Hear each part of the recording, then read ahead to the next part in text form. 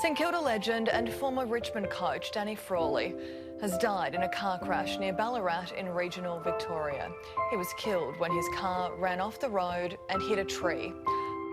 Football world is in shock with the news of the death of the much-loved AFL personality Dji Spark.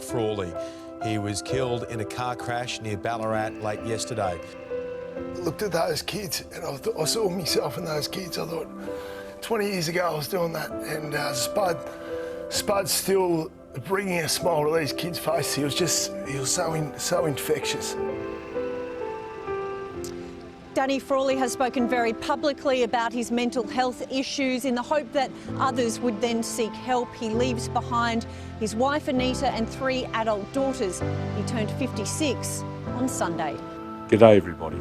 Thursday, the 12th of September, is a National Suicide Prevention Initiative in Australia called Are You OK Day. Take the time. If you notice a difference, if you notice somebody's changing or is saying things that aren't quite right, take the time. Ask the question, are you okay?